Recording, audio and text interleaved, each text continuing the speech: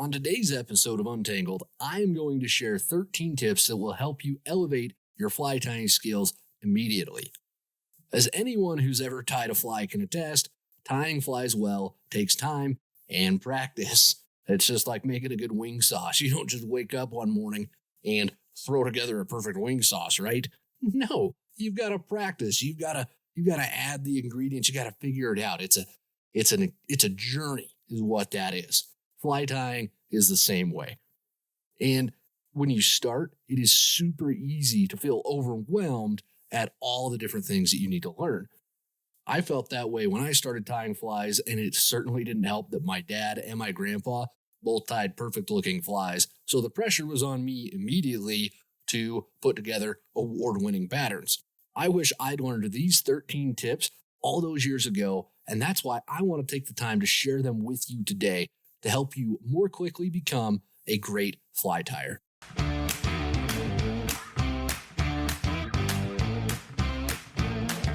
This is Untangled, fly fishing for everyone, presented by Ventures Fly Company.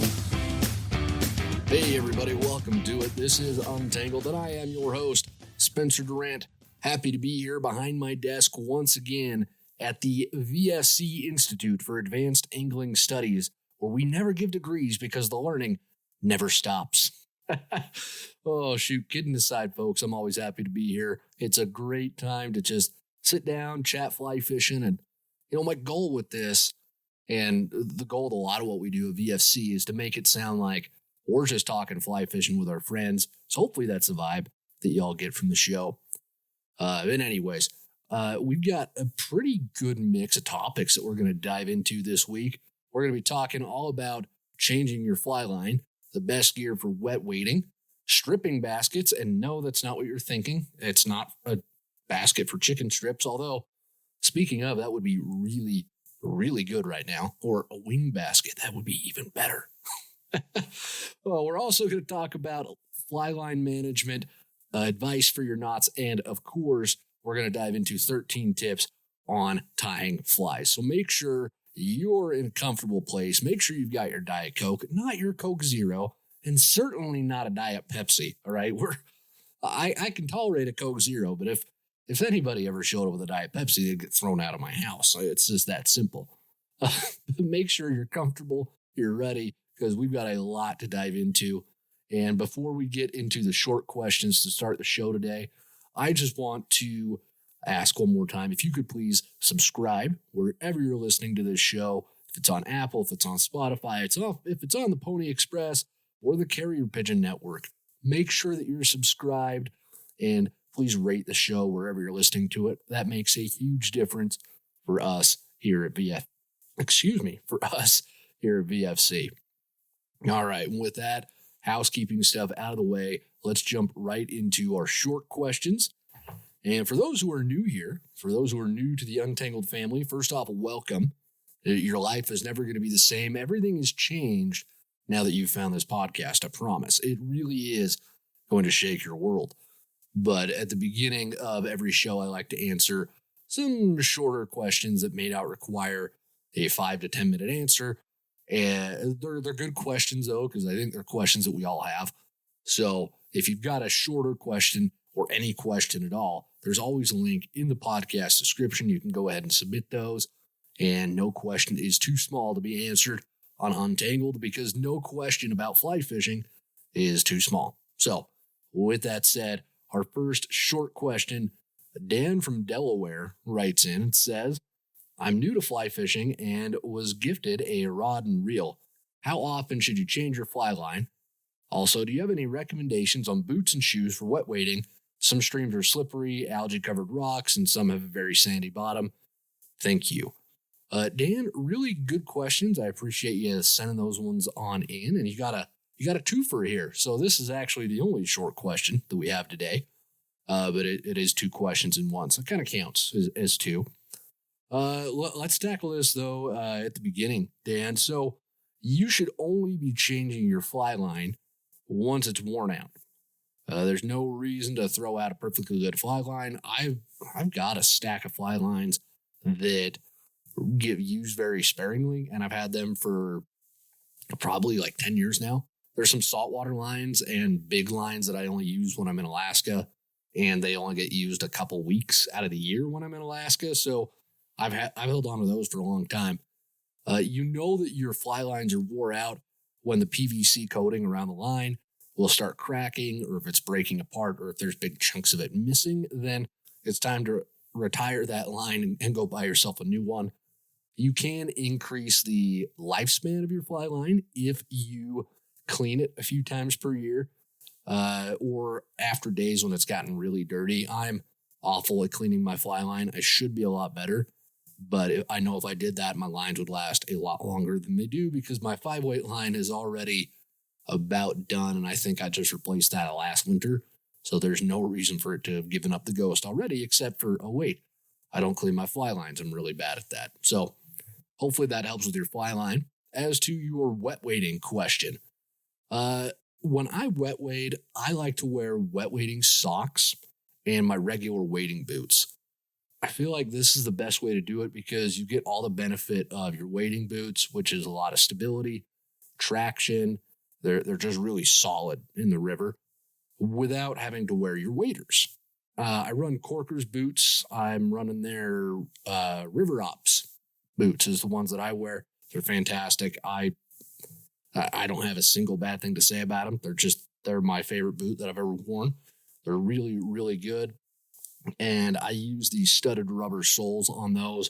The studded rubber soles are amazing for walking around on slippery bottoms. So hopefully those answers get you where you need to be, Dan. But if you have any more questions, if you need a follow-up at all, you can always get in touch with me or the rest of the VFC crew on social media. You can email us. Smoke signals work as well. The weather's been beautiful here in Wyoming lately, so I can see smoke signals from a long, long ways away. Oh, all right. Well, with that, let's jump into the main part of this week's show.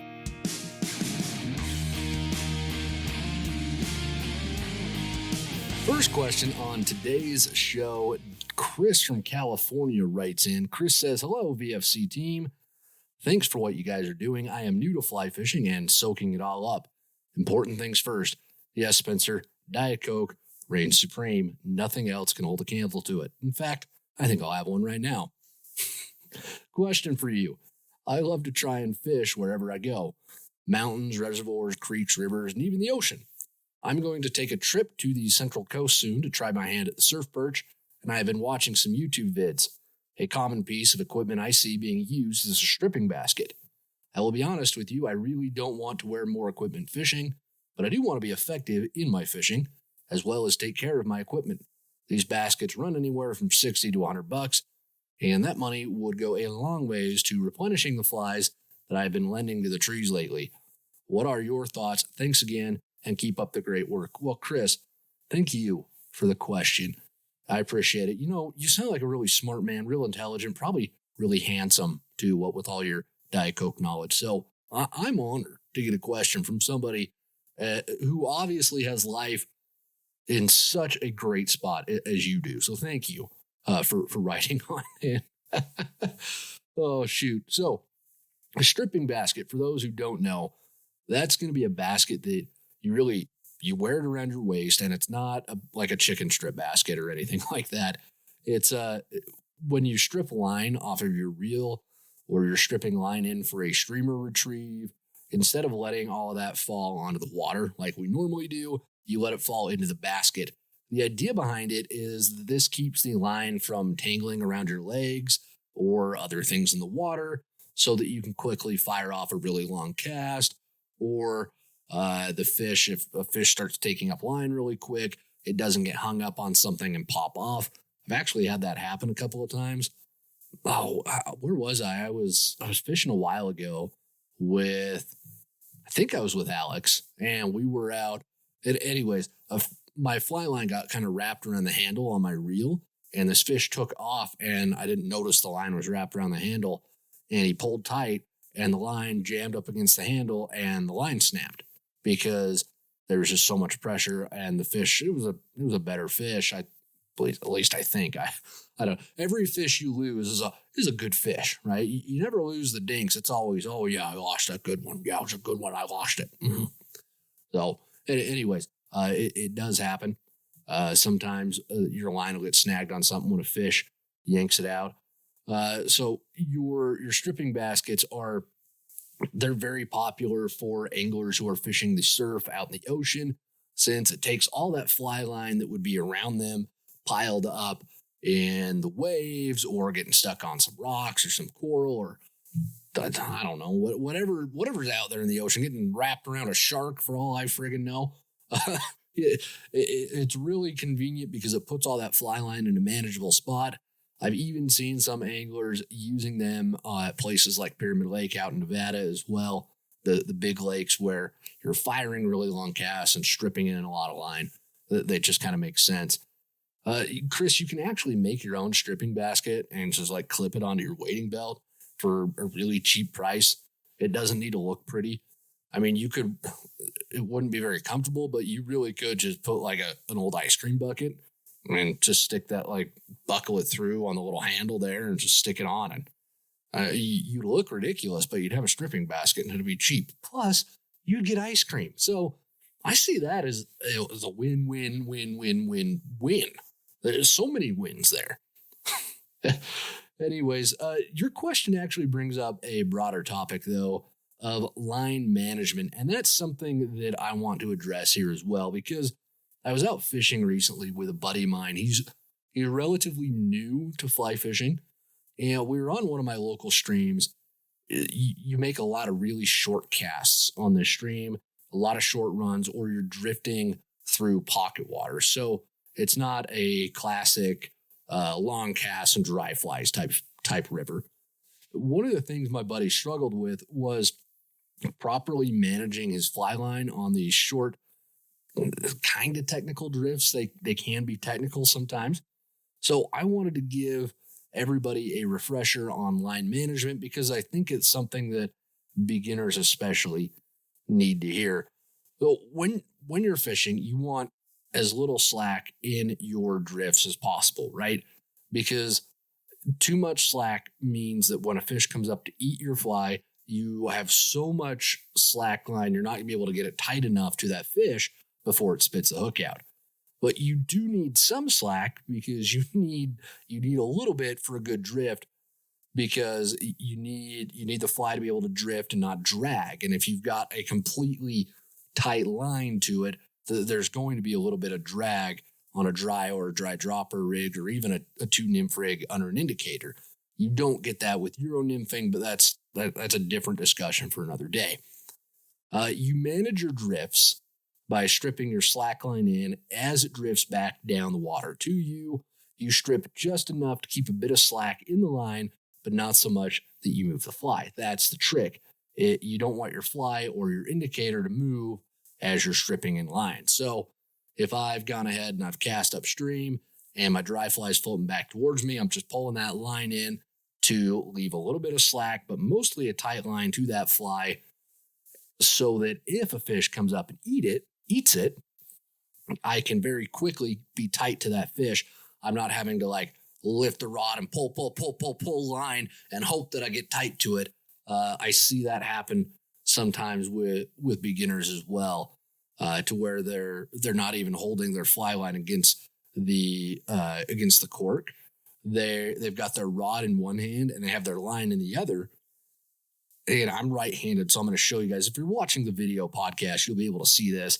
But I like holding my fly line in my left hand and my rod in the right. And there's no other way. So what I see sometimes is I'll see, if I was a beginner, I'd see that rod in the right hand, line in the left, and I go to set the hook. And a lot of times I'll see guys, they set the hook, lift with the right hand, and then they're pulling with the left hand.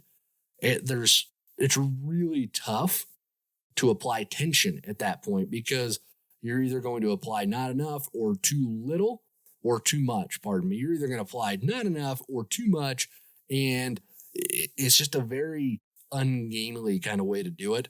What I like to do is keep my fly line pressed against the cork with one of the fingers on my right hand.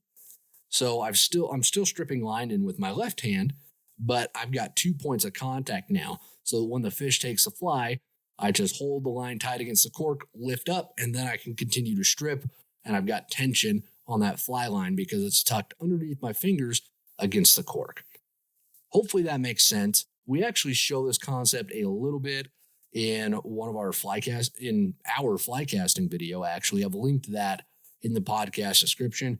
And we have a line management video coming out soon. It's part of our beginner fly fishing masterclass. So you'll definitely want to stick around and watch that as well. Hopefully that answers your question, Chris, about stripping baskets. And hopefully we learned a little bit something or had a good refresher on line management. Thanks for sending that question on in. This next question it's the one about fly tying. So you're definitely going to want to be comfortable because this is I had the opportunity to give a really in-depth answer to this question, and I love when I get to do this. So thank you for sending this one on in, Wayne. I'll get to your question here in a second, but thanks for sending it in. And so definitely get comfortable because we're going to be here for a minute talking fly tying. So, and we haven't really talked a whole lot of fly tying on the podcast. So I'm stoked to start getting more fly tying questions. It's a lot of fun. Anyways, Wayne from Colorado Wayne from Colorado writes in, there we go. I love the podcast and hope you keep it going for years to come. I started fly fishing a year ago and was so hooked I got into fly tying and really enjoy that as well, but neither is a cheap hobby. You got that right. I find myself substituting out different colors and materials based on what I have because I tie so much variety of flies that I have a bunch of material, but often I'm missing a specific color thread or type of feather or dubbing. How much of a difference does it make in making reasonable variations to pattern recipes? Secondary question, being that you like wings, would you consider doing a Hot Ones challenge on the podcast? Wayne, I am absolutely going to do that. We actually have some really fun food-related video ideas coming up soon, so you're going to want to subscribe to the Ventures Fly Co. YouTube channel. Keep an eye out for those because they are going to be fantastic. Anyways, to your question, Wayne, the process that you describe is actually something that I think every fly tyer does because it's almost necessary in a lot of ways. I mean, I'm 3 hours from the nearest fly shop that has a decent selection of tying materials. There's a couple about an hour from me, but their tying materials leave a lot to be desired. And it takes like a week to ship anything out here to me. I mean, prime shipping is a week out here in this part of Wyoming. So it's just, you get used to it eventually, unfortunately. I have to improvise with the materials that I have a lot. As an example, I recently ran out of hare's mask dubbing for my hare's ears. So I had a course, it was a natural colored rabbit dubbing. And it's actually worked really well for the bodies on my hare's ears. I love it. It's turned out well. It's buggy. The fish like it. So that's really good. And I think I'm actually going to keep using that type of dubbing for all my hare's ears moving forward. I like it more than the hare's mask dubbing that I was using. So that's just one example. It happens. And I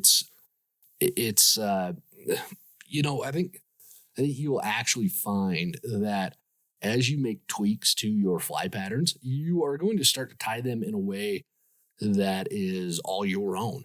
And often you'll be able to match them, and you might even do this without realizing it. You'll be matching them to the rivers that you fish the most. Another example, the blue-winged olives on my favorite river that I love to fish, they are really, really dark.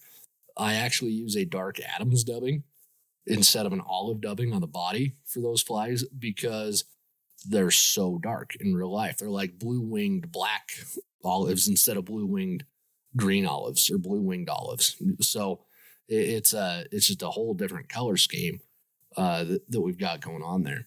And making these variations and making these changes, it's actually something that I encourage everybody to do because the more that you experiment and tweak patterns, the more you increase your chances of finding a new spin on a pattern that might work really well for you. And it's fun. It livens up the process a little bit.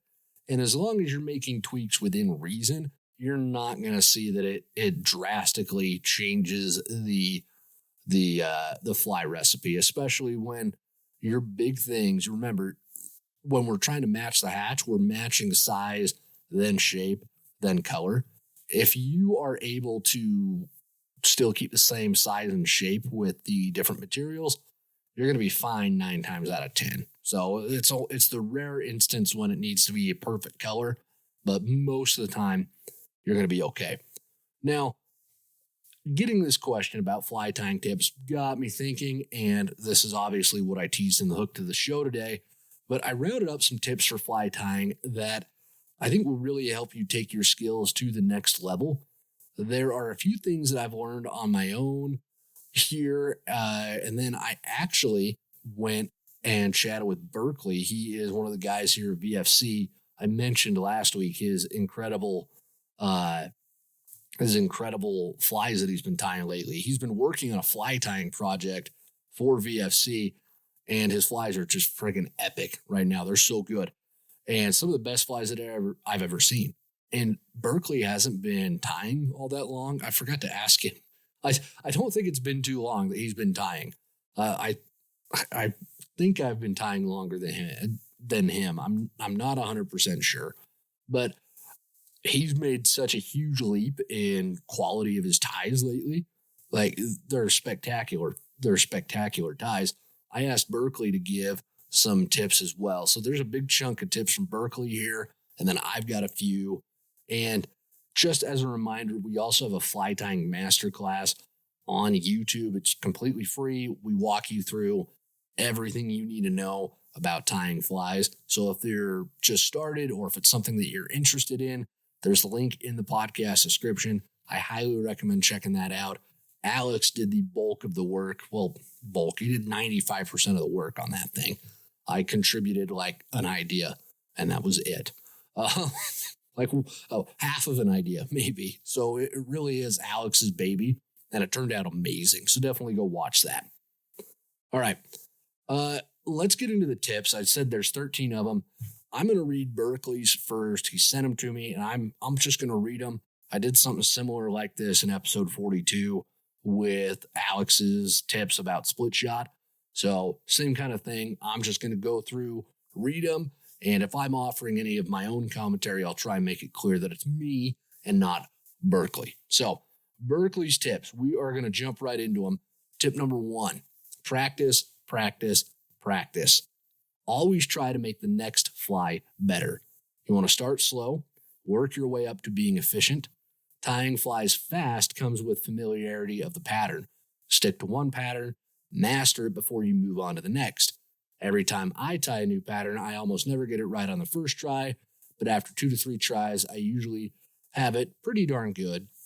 After a few more, I usually have it pretty close to perfect. Unless it's a dry fly, then it's more like 12 tries. Sidebar, this is Spencer's thoughts. Yeah, Berkeley, I'm right there with you. My dry flies take a long time to get looking good. So 100% I'm with Berkeley on that one. All right, back to Berkeley mode. Thread control and thread tension. This is tip number 2. Make sure that you have an adjustable bobbin. If you're bending your hook up and down, then you definitely have too much tension and you need to loosen it. If you hang your bobbin and it can't hold the weight and becomes unspooled, then it's way too loose. Somewhere in the middle, is just right. You also want to pay attention to your thread length. Play around with how long your thread is at all times. Sometimes you'll want it to be a bit longer, but most times you'll want it just about 2 to 3 inches or even less. Practicing tying flies will give you a sense of where your bobbin needs to be. You also need to pay attention to your thread being flat or corded. Every wrap of thread around the hook winds up your thread. Most threads start off flat. The more and more you wind your thread, the more corded and less precise you will be with your thread as it's wrapped around the hook. It's a good habit to get into after every step of wrapping your thread to spin your bobbin counterclockwise until your bobbin can sit mostly still. This is especially important on tying in materials with a pinch wrap and when creating a thread collar or body. Another little sidebar there. Uncording your thread 100%. That is, it's something you don't really think about, but you want that thread to lay flat. And if you wrap, and you never take the time to uncord it, it becomes almost like a little mini rope, and it's a lot thicker as you're laying those wraps on. So I love that Berkeley gave us that tip. All right, back to Berkeley mode. We've got tip number 3, proportions. You want to make every thread wrap count. You'll be tempted to wrap your thread perfectly around materials you tie in. More times than not, you'll be adding a lot of bulk to your fly, and those extra wraps won't make a difference in the durability of the fly. Make every thread wrap count. Tip number 4, dubbing. Most flies you'll want to use a lot less dubbing than you think. Dubbing a fly with a taper requires a lot of practice. I personally have used dubbing wax and find it helps a ton. Another sidebar here. Yeah, always use way less dubbing than you think, because a little bit of that stuff goes a long way. It's incredible. It's like glitter. It just never goes away. You can't get rid of it. That's how dubbing is. I've got a package of dubbing I've been tying from for like 5 years. And now I say that and it's going to be empty the next time I go to tie a fly. But it does last quite a long time. You really don't need too much of it. So I think we're on tip number 6 now. I really should have numbered these when I got them from Berkeley. Oh, shoot. We'll go with 6. All right. Back to Berkeley mode here. We got tip number 6. Most steps are reversible. Did you tie your wings too long or too short? Unwrap them to the right length. Most steps in fly tying are reversible. Not all, but most. So take the extra time to unwind your thread and try again. Tip number 7. The scale of different videos. It's helpful to have a copy of the fly laying around that was tied commercially that is high quality. The videos online are shot on macro lenses, meaning they'll magnify the fly 50 or so times larger than the fly actually is. Video is definitely the best way to learn, but sometimes it's hard to tell the scale of the fly and the proportions of the materials being used. Having the copy of the fly near you gives you a much better reference point and model to copy. All right, tip number 8. Teachers and looking for multiple teachers and multiple videos. There are a few great YouTube channels online for tying flies. Fly Fish Food, Charlie Craven, Davey McPhail, and Tightline Productions, Kelly Gallup, and Barry Lord Clark are usually my go-to channels. There are a lot more out there. Most are pretty good.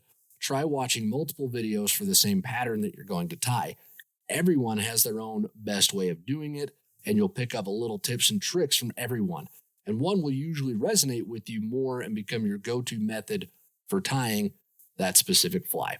All right, Berkeley, thanks a ton, man, for sending those in. Those are really fantastic tips.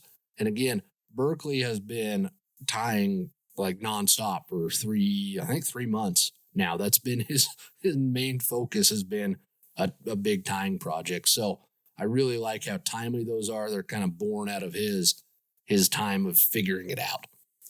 I have a few tips as well that I'm going to share with y'all. And this will round out the 13. I don't even remember which one we're on. So I'm just going to go through mine at this point. I don't know what number I'm supposed to be on here. So my first tip, pay attention to some real life bugs. Try to mimic your flies after them, especially when it comes to their size and shape. I've actually created a few of my own emerger patterns, and I did that by looking at pictures of emerging blue wings and tying flies to match that bug as closely as I possibly could. The more that you study bugs, the better your fly tying is going to end up being. I also highly, highly, highly recommend, and if I had 2 cameras, I would show you what my fly tying desk looks like right now. It's in the podcast studio / guest bedroom / tying office / storage room.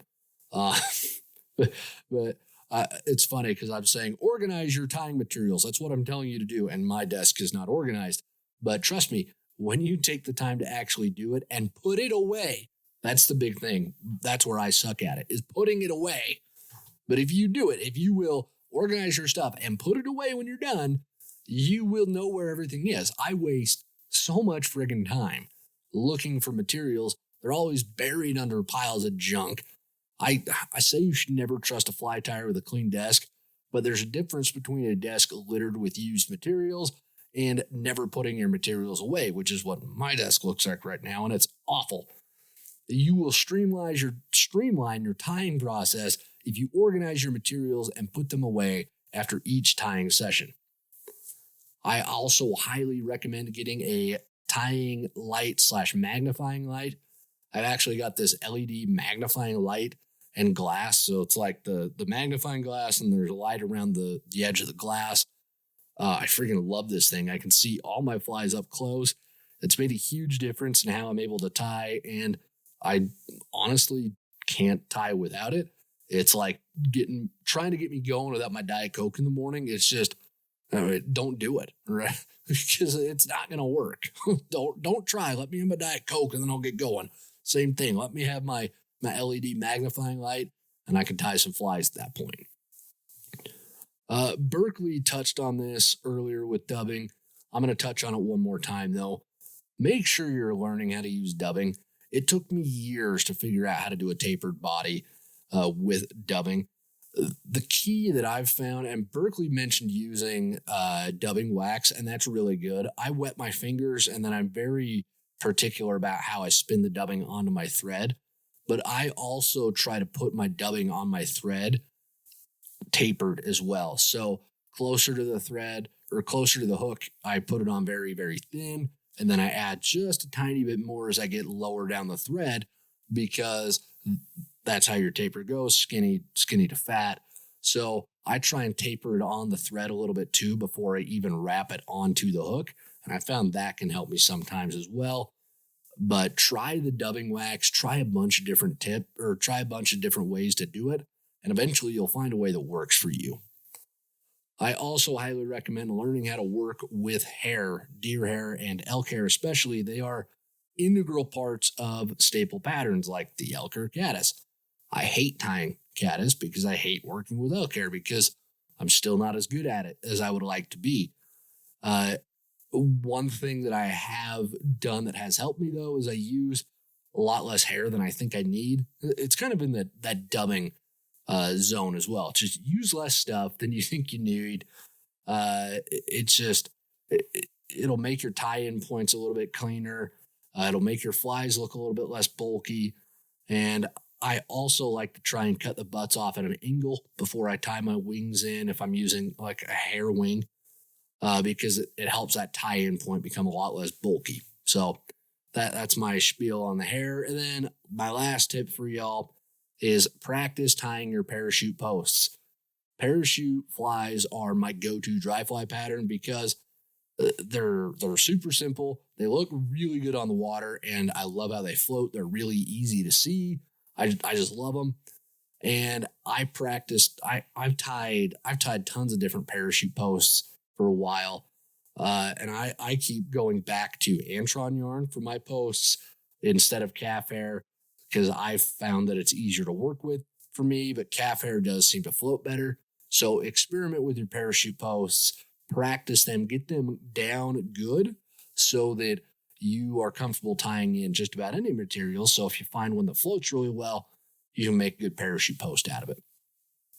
All right, that should be 13 tips to level up your fly tying. I hope that those make sense. If you need clarification on them at all, please let me know. And don't forget to check out our fly tying masterclass on YouTube. Again, there is a link to that in the podcast description.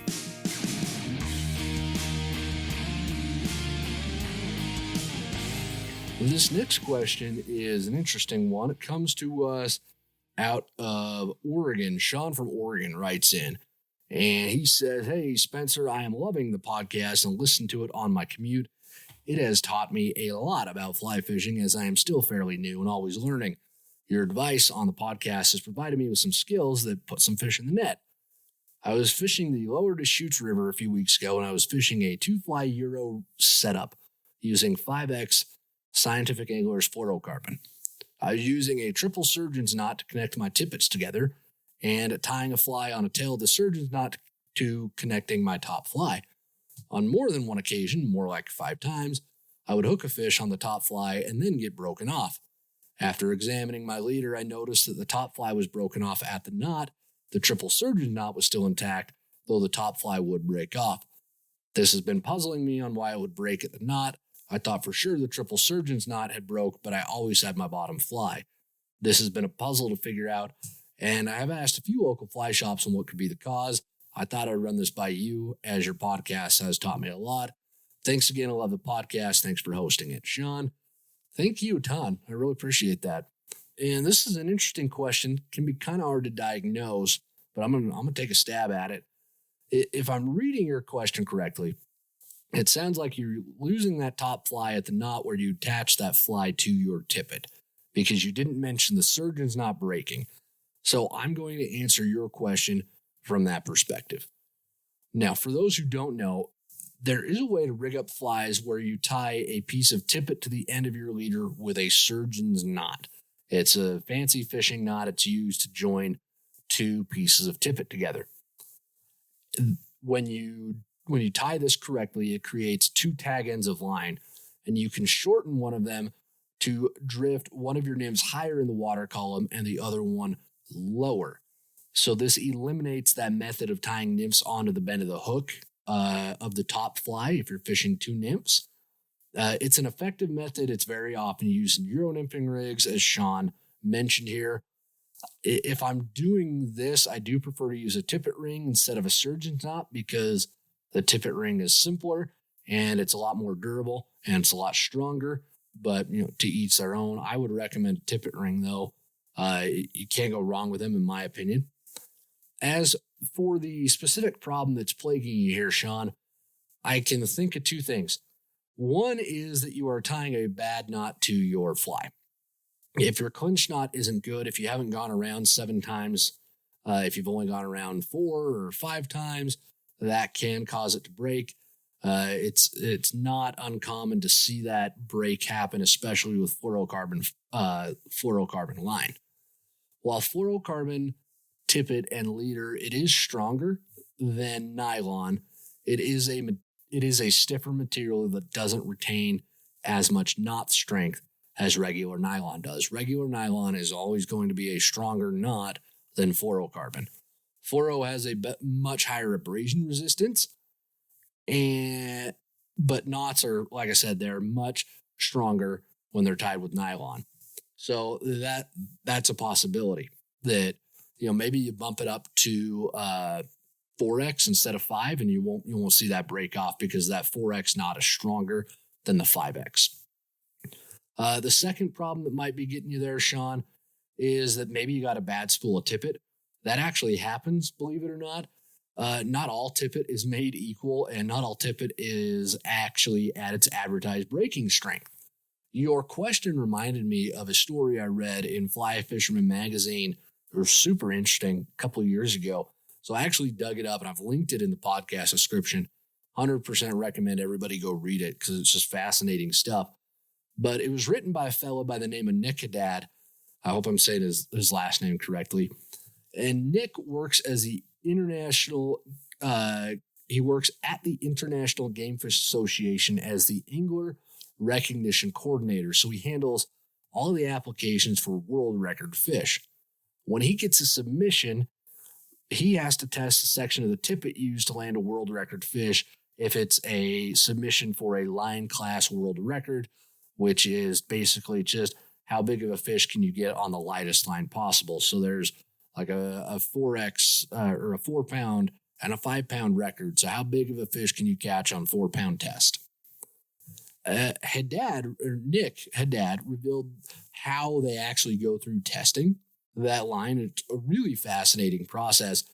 And he showed that there are some discrepancies between what's advertised as the breaking strength of a line and what that breaking strength actually is. He's actually denied some world records because the breaking strength was either too low or too high to the advertised breaking strength or the diameter of that tippet. So I'm not going to get into all of it here because that would be its own podcast all by itself, but it is worth reading. So, Sean, it's not abnormal to get a bad spool of tippet that's weak in some spots. That's happened to me before. Tippet wears out over time too. That's something to consider as well.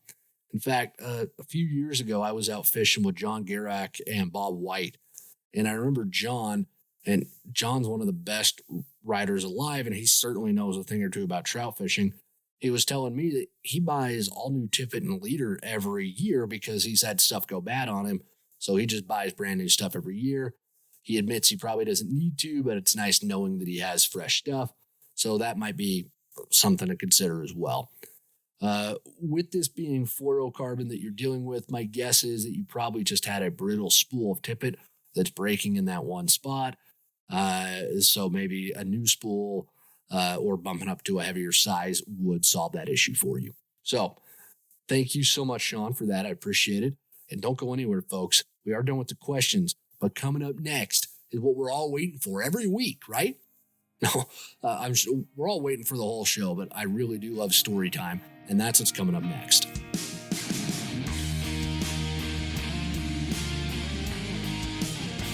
For story time this week, I'm going to be telling a story that I think we can all relate to, and you'll see why at the at the end of the story.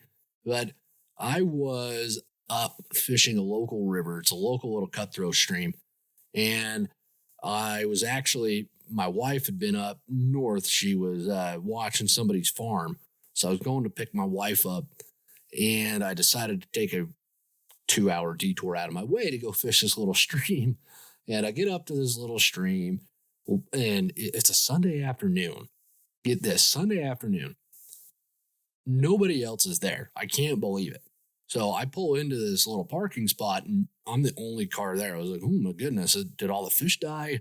Was there another flood? Did they all drown again? Did nobody tell me? No, that's not what happened. I just got lucky. So I rig up, I get down. Right, I get all suited up. I go down to the water. I don't rig up before I get to the water. And I start looking, and there's a lot of a really big October caddis buzzing around, and then a few little PMDs buzzing around. So I'm kind of tossing it around in my head. I'm like, what do I fish with? So I ended up tying on a PMD on top, and then a Frenchie and a zebra mid underneath that. So I'm fishing a dry dropper. And I get to work fishing this good looking little run. I can see a fish working, and he ignores my flies, and he eventually spooks. I don't know what he spooked from, but this water is crystal clear. This whole stream, it's really frustrating in a lot of ways because you have to sneak up on the fish, but it's really rewarding because you can actually watch them eat your flies.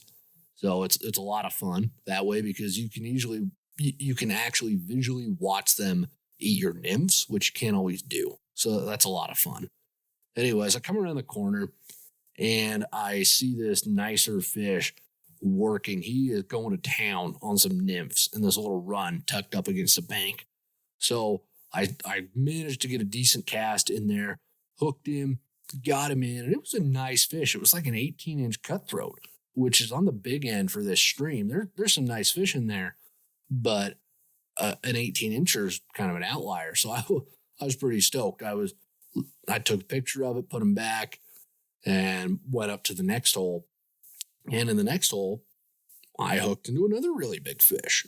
He took the same nymph, took a little Frenchie, and this one was 19 inches, and it had a big kype, that like hook jaw.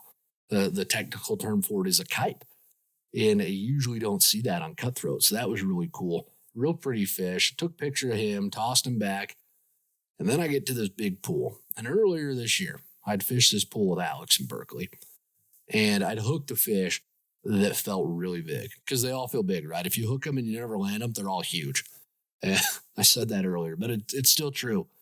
I hooked this fish, and I could tell it felt heavy. It felt bigger than the other fish that I usually catch in there. So I get back to the same spot, and I'm like, I wonder if that fish is still here. But that was months ago. It was earlier in the summer. Well, I start drifting my nymphs through, and I see a fish working up at the top, and I can't see him super well. He's probably 30, 40 feet from me, but he's working up at the top. So I throw a cast up there, and sure enough, I see him move over. I see him close his mouth, and I set the hook. My flies hadn't moved, but I set the hook anyways. And sure enough, he'd eaten my nymph. He'd eaten the Frenchie. And this fish was so big, he couldn't even jump. He just rolled on the surface. And I just see this huge buttery flank, it's big cutthroat, but it's got a lot of yellow in it because it's a Snake River cutthroat. And it just rolls, and I immediately, like, my heart kind of stops. And that doesn't happen to me as often as it used to. I used to get really obsessive and really stoked about the big fish because it was just so much fun. And I've lost so many now at this point that it's just kind of like, okay, whatever. It's just another big fish. But this fish, it was so big and it was in such small water. I was like, oh my gosh. And this thing was significantly longer than the 19-incher that I just landed. So I had a reference point for it. And again, this water is crystal clear. So I've got to go look at it. And I just reeled my line in, got tension on it, cranked the drag down a tiny bit, and just sat there thinking, where is Alex or Berkeley when I need them? Because they can net this fish. I don't know if I can net him on my own. I don't know if my net's big enough. I just had a little net with me. Well, he starts rolling. He starts trying to get off. He starts digging into, he starts going for the branches.